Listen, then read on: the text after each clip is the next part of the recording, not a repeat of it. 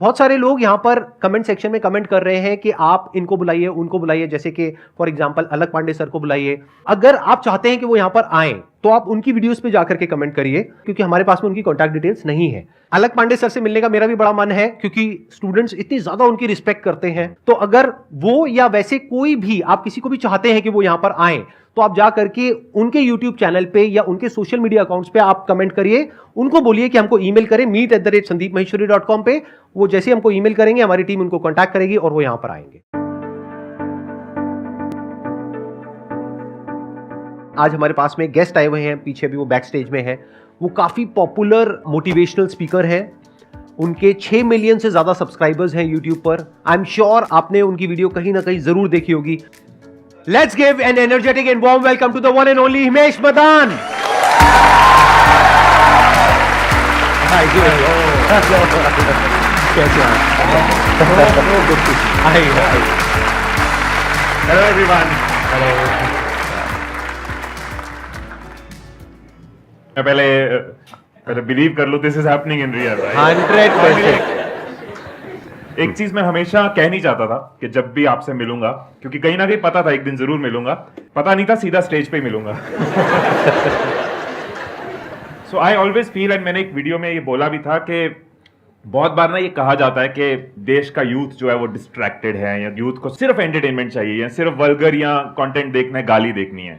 और जब भी ऐसी कोई स्टेटमेंट कहीं डिस्कस होती है तो मैं एक ही नाम लेता हूं कि अगर आप जाके देखोगे संदीप महेश्वरी जी का चैनल, तो 2,30,00,000 लोगों ने वहां सब्सक्राइब दबाया है। वीडियो तो मच मोर लोग देखते हैं, जो बताता है कि अगर कोई शिद्दत से सेल्फलेस होकर सिखाने वाला हो तो हमारे देश का यूथ सीखना चाहता है।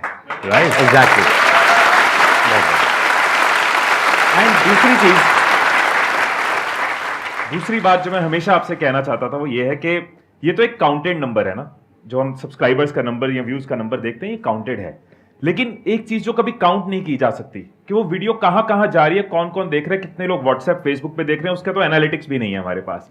एक एक वीडियो से कितने लोग जो डिप्रेशन से बच जाते हैं, जो कोई सुसाइड करने की सोच रहा है, लेकिन इस तरह की वीडियोस उनको बचाती हैं। आपकी वीडियोस के नीचे कई ऐसे कमेंट्स होते हैं, किसी का करियर बन जाता है, राइट, लाइफ लॉन्ग उसके आने वाली जनरेशंस बदल जाती है, कोई एंटरप्रेन्योर बन जाता है आपकी बिजनेस सीरीज देख के, वो जॉब क्रिएटर बन गया है। कितनी बड़ी कंट्रीब्यूशन आपकी जीडीपी में है, इकोनॉमी में। मंत्रालय को बैठ के ना स्टैटिस्टिक्स देखने चाहिए। The kind of contribution you have done to GDP, that is amazing. Let's put our hands. Thank you so much, thank you so much, thank you so much. अच्छा, आप लोगों को पता है ना, इनके फादर भी मोटिवेशनल स्पीकर है, मिस्टर TS मदान, और वो तब से मोटिवेशनल स्पीकिंग कर रहे हैं जब मैंने अपना करियर शुरू भी नहीं किया था। तो इनके फादर की मेरे को एक क्वालिटी बड़ी सही लगी थी, वो इनके अंदर भी है, वो है उनका सेंस ऑफ ह्यूमर। मतलब वो सेशन के बीच बीच में एक उन्होंने जोक भी क्रैक किया था, मेरे को याद नहीं है, आई एम नॉट श्योर, 10 साल पहले मैंने देखा था वो, कि मुझे पता नहीं था कि आप लोग यहाँ पर आकर के तालियां बजाने वाले हैं। अगर बजाते तो मैं अपनी वाइफ को भी साथ में लेकर के आता, तो लेके आया उसके बाद। अच्छा, so good to see you. मैं भी एक फैमिली का इंटीग्रल पार्ट बन चुकी हूँ। मेरा भी यूट्यूब चैनल है। आपकी फैमिली में कोई ऐसा भी है जिसका नहीं है यूट्यूब चैनल? इनका भी बहुत अच्छा एक यूट्यूब चैनल है जहां पे I think around 8 lakh subscribers हैं, if I am not wrong, right, Gunjan shouts के नाम से। और आप लोगों के मैंने व्लॉग्स भी देखे हैं, बहुत अच्छी केमिस्ट्री लगी मेरे को आप लोगों की। बाकी तो अंदर की बात तो आप दोनों को पता होगी, दूर से देखने में बड़ा अच्छा लगा। ऑनलाइन केमिस्ट्री अच्छी है। और आपने शायद वेट भी लूज किया है पहले से कंपैरेटिवली, राइट? आपका मैंने देखा कुछ वीडियोस में। तो ये वेट लॉस से रिलेटेड आई थिंक आप टिप्स देते हैं, एक्सरसाइज और वो सब, fitness, health, holistic health. Fitness, health, holistic health, अगर वो सब आपको चाहिए तो आप इनके चैनल पे जा सकते हैं। मोटिवेशन चाहिए तो इनके चैनल पे जा सकते हैं, और टाइम पास करना है तो मेरे चैनल पे आ सकते हैं। तो अब हमारे पास में 2 ऑप्शन है। एक है कि हम बैठ करके आराम से ये सेशन करें, दूसरा है कि हम स्टैंडिंग में, मतलब कि सोफे वोफे हट जाएंगे और ये सब हट जाएगा और फिर स्टैंडिंग में सेशन करें। तो क्या चाहते हो आप लोग, कैसा होना चाहिए? कितने हैं सिटिंग वाले, एक बार हाथ ऊपर करो। कितने चाहते हैं स्टैंडिंग सेशन होना चाहिए? सब चाहते हैं, अरे क्या बात है। तो फिर ये हटाते हैं ये सब। अब आप लोग तरह तरह के अपने जो भी क्वेश्चंस हैं वो पूछ सकते हैं। सर मैं आप दोनों की बहुत बड़ी फ़ैन हूँ और दोनों ही मोटिवेशनल स्पीकर्स हैं। तो मतलब जब भी लाइफ में या फैमिली में कुछ भी इश्यूज आते हैं तो हम लोग आप दोनों के चैनल पे ही जाते हैं। सर जैसे मैं अपने जॉब वगैरह करती हूँ तो अप एंड डाउन्स आते हैं, लाइक कोई असाइनमेंट डिले हो गया या फिर कोई असाइनमेंट अच्छा हो गया। लेकिन जैसे कोई पास्ट में चीज़ हो जाती है ना, तो प्रेजेंट में मैं उस पास्ट चीज़ से कनेक्ट रहती हूँ। मतलब वो प्रेजेंट मोमेंट इंजॉय नहीं कर पाती हूँ। तो वो कैसे हम प्रेजेंट मोमेंट में रह सकते हैं और उसको ओवरकम कर सकते हैं पास्ट की चीज़ों को। एक चीज मेरा ना जनरली एक तरीका रहता है, मुझे ऐसे पसंद है क्योंकि सवाल पूछते तो मैं वापस सवाल पूछता हूँ। आप एक बात बताओ कि अगर आप कहीं जा रहे हो और रास्ते में आपकी गाड़ी जो है वो खराब हो गई, राइट, तो आप क्या करोगे उस केस में? ऑब्वियसली सर उसके लिए मैकेनिक बुलाओगे, या अगर कुछ खुद आता है तो ट्राई कर लोगे, वरना मैकेनिक बुला लोगे। टायर पंक्चर में भी यू कैन ट्राई और यू कैन कॉल समवन। ऐसा तो नहीं है कि गाड़ी खराब हो गई तो वहीं पे एक बिस्तरा लगाओगे, वहीं पे तकिया लगाओगे, खाना वाना मंगवाओगे कि आज से घर यही है, आज से सड़क के बीच में ही रहेंगे। ऐसा तो नहीं है। हम जो चीज अपनी रेगुलर लाइफ में करते हैं ना, वही हम अपनी मेन चीजों में भूल जाते हैं। अगर गाड़ी खराब हो गई, हम ये नहीं कहते कि अब यही रहना है, इसी थॉट में जीना है, इसी को अपना घर मानना है। हम ये सोचते हैं कि यहाँ पे क्या एक्शन है, क्या रेजोल्यूशन है, बिकॉज हम उसके साथ उतना इमोशनली लिंक्ड नहीं है। बट खुद के साथ हम बहुत हार्ड होते हैं, खुद के साथ हम बहुत प्रेशर लेते हैं। तूने ये क्यों कर दिया, तूने ये पास्ट में क्यों कर दिया। यहाँ पे बहुत जरूरी है कि अपने थॉट्स को देखो कि हम इतना हार्ड क्यों है। सेल्फ लव के साथ हमारी ग्रोथ की स्पीड हमेशा ज्यादा होगी वर्सेस सेल्फ हेटेड। अगर हम अपने दोस्त बन के चलते हैं कि कोई बात नहीं, हो गया, दैट्स फाइन, बहुत बड़ी लाइफ है, और कल की जो छोटी छोटी चीजें हैं ना, वो फ्यूचर में आपको पीछे देख के हमेशा हंसी आएगी। आज 1 साल पुरानी है तो कम हंसी आएगी, 10 साल बाद आपको लोगे किस चीज पे परेशान थे।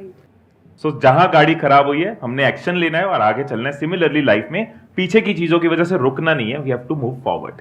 Let's give a big hand for him. बहुत अच्छी बात बोली इन्होंने।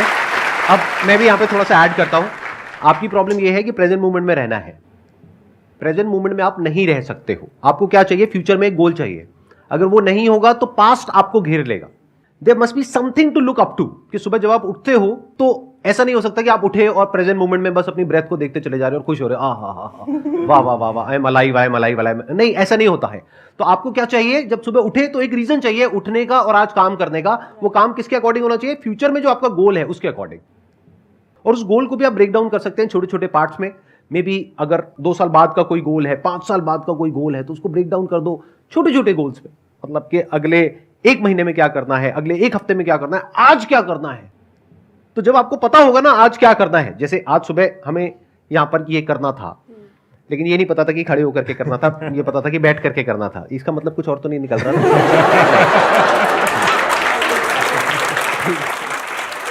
तो जो भी करना था उसके लिए हमको पता था, तो सुबह अपने आप ही नींद खुली और हम यहां पर आ गए। अगर सोचो कुछ नहीं करना होता तो वही, हाँ ठीक है, आराम से उठेंगे, ये वो व्हाटएवर। तो there must always be something to look up to, कि आपकी लाइफ में कोई ना कोई बर्निंग डिजायर, कोई ना कोई गोल, कोई ना कोई ड्रीम, कोई ना कोई विजन, कुछ ना कुछ होना चाहिए। तभी इस मूवमेंट में आप अच्छे से जी सकते हो। अगर कुछ नहीं है तो जिंदगी थकी हुई हो जाएगी। पास्ट आपको घेर लेगा। प्रेजेंट में भी बहुत प्रॉब्लम्स है, पास्ट में भी बहुत प्रॉब्लम्स थी, फ्यूचर में पता नहीं क्या क्या हो सकता है। तो फ्यूचर से रिलेटेड एंजाइटी आ जाएगी, पास्ट से रिलेटेड स्ट्रेस आ जाएगा, और प्रेजेंट तो हमको घेरने के लिए बैठा ही है चारों तरफ से। तो आप चारों तरफ से फंस जाओगे। तो इससे निकलने का क्या तरीका है? फ्यूचर पे, अपने गोल पे अपना ध्यान दो कि जो हो गया, अब आगे देखते हैं क्या करना है।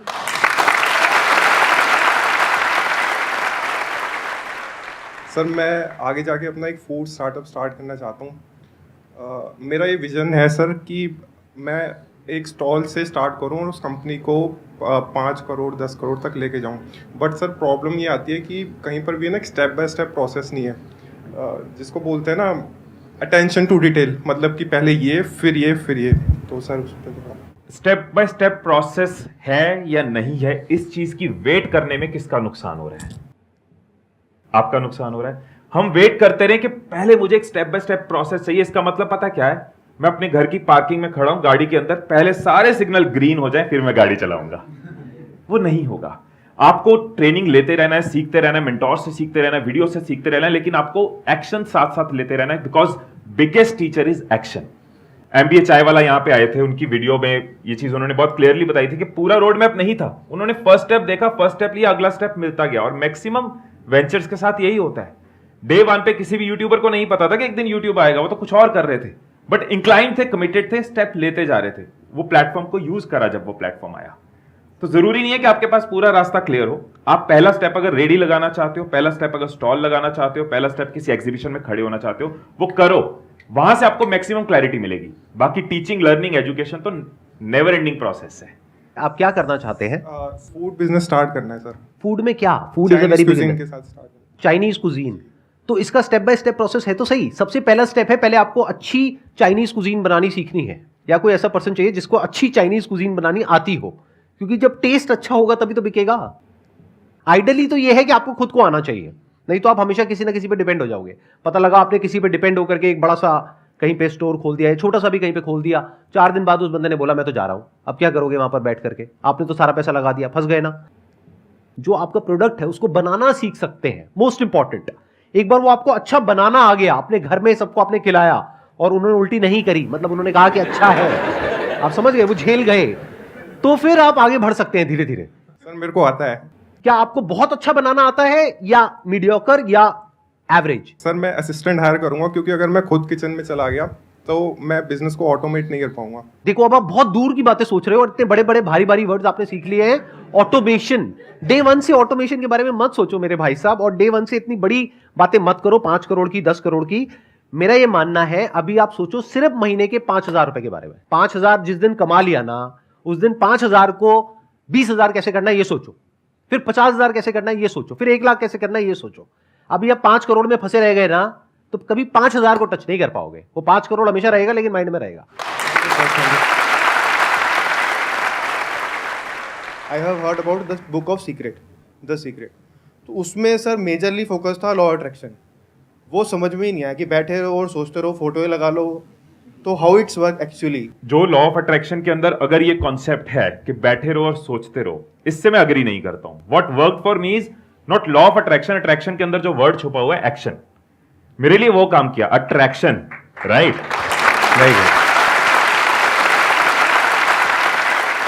अगर हम कॉन्सेप्चुअली देखें, अगर आप किसी चीज के बारे में हर रोज शिद्दत के साथ सोच रहे हो, उसके बारे में बिलीफ रख रहे हो, उसके कॉम्प्लीमेंटिंग एक्शन ले रहे हो, गिव अप नहीं कर रहे, अपने आप को हमेशा थ्रू आउट पॉजिटिव रखते हो, अपना वो बिलीफ पॉजिटिव है, आपको वो बिलीफ है कि मैं करूंगा और उसके लिए आप सीख रहे हो, लर्न कर रहे हो, एक्शन ले रहे हो, कंसिस्टेंट हो, कमिटेड हो, उसके बाद आपको रिजल्ट मिलते हैं। अब इसको अगर लॉ ऑफ अट्रैक्शन कहें तो लॉ ऑफ अट्रैक्शन कहना है, कह सकते हैं। अगर इसको मैं लॉ ऑफ एक्शन बोलूं तो ये लॉ ऑफ एक्शन भी यही है। Think about something, believe in that, take consistent action, keep learning, you will fall, you will rise, gradually you will grow. मेरे लिए लॉ ऑफ अट्रैक्शन के अंदर बिलीव करके बैठ जाना इज नॉट द सोल्यूशन, मेरे लिए action is the solution. Sir, I just want to ask, like females have to play multiple roles, various roles, and we want to justify with each role that we play. So sometimes it happens that we are playing a role of a working woman, and our mind is like at our kid, or when we are with our kid, like on a family holiday. Sometimes some like office calls is coming, and our mind is at our office. So how to end of the day, how to justify that whatever roles we are playing and we are giving our 100% and we are satisfied?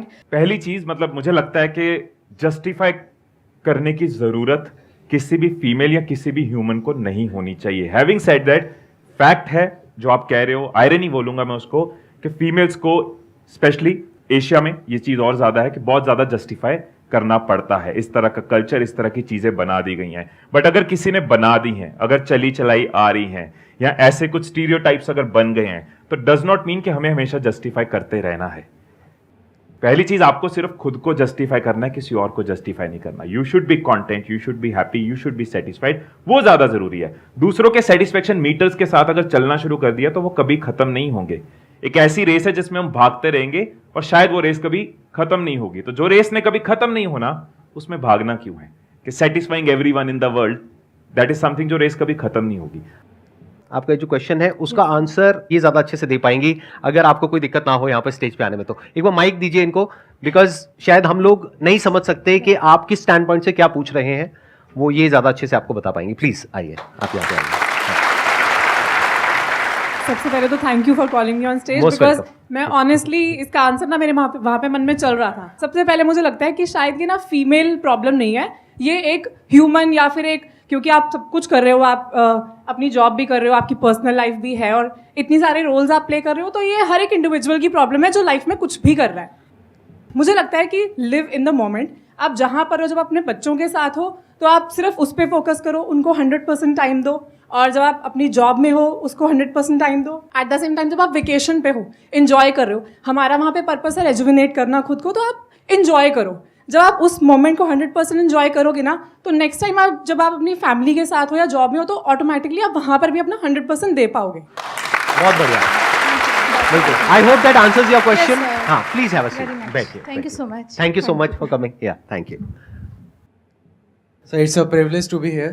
Thank you so much for inviting all of us, and we all are खच्चर्स for you. अरे नहीं नहीं नहीं, मजाक करता हूँ, सबसे बड़ा खच्चर तो मैं हूँ। नहीं, वो sir. बोलते नहीं है बचपन में जो बोलता है वही होता है। तो मैं अगर सबको बोलता हूँ तो मैं ही खच्चर हूँ। हाँ, नहीं सर, हम सब खच्चर। अरे नहीं नहीं, चलो आप इतना कह रहे हो तो ठीक है। सर 2012 से मेरी शुरुआत हुई आपके हमारे कोचिंग इंस्टीट्यूट में आपका वीडियो दिखाया जाता था।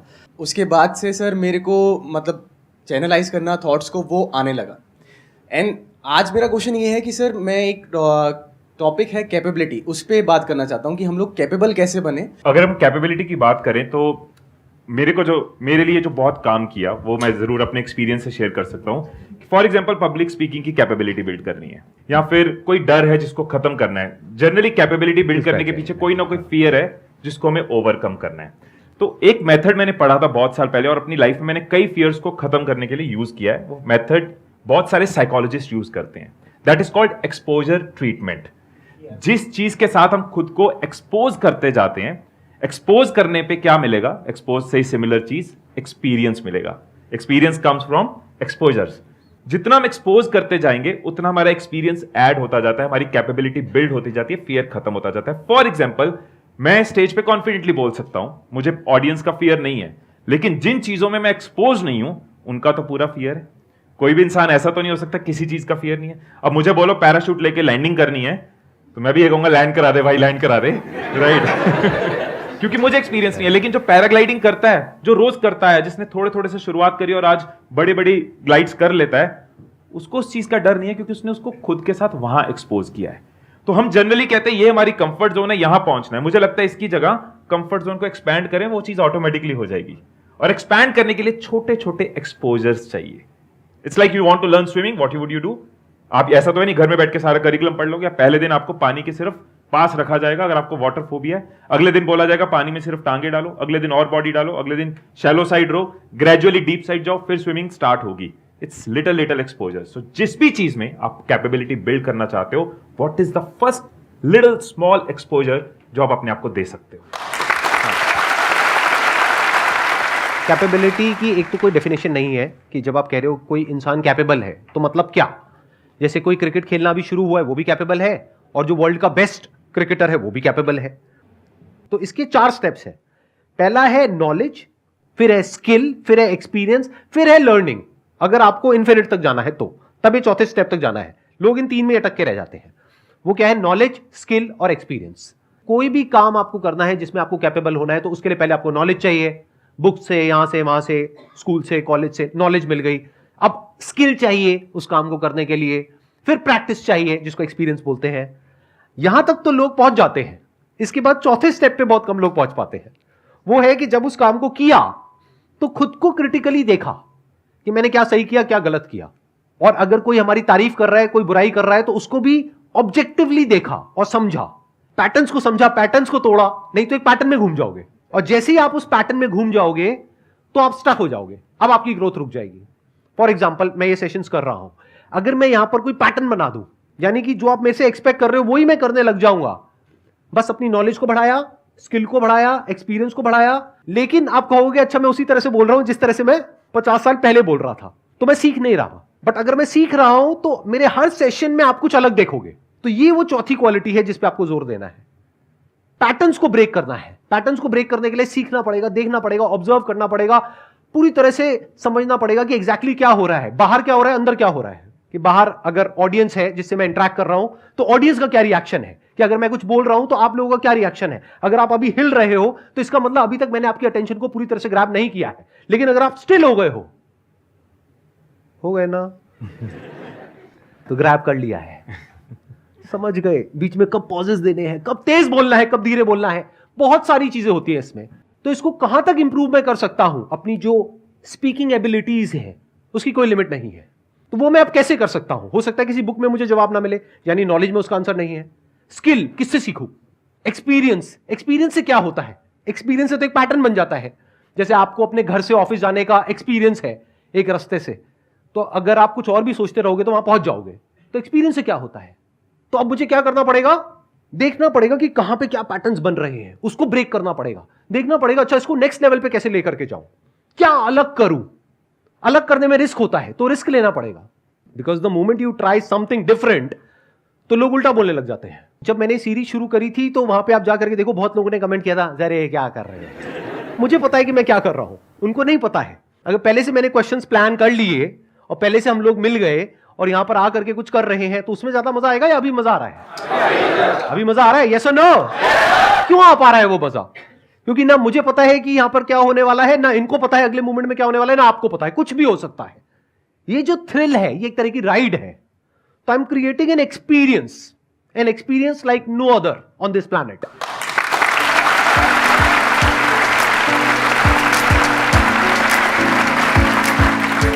आपके लिए एक छोटा सा गिफ्ट है हमारी तरफ से, हमारी पूरी टीम की तरफ से, हमारी फैमिली की तरफ से। Thank you so much for coming. आप भी आना चाहेंगे स्टेज पर? Thank you so much.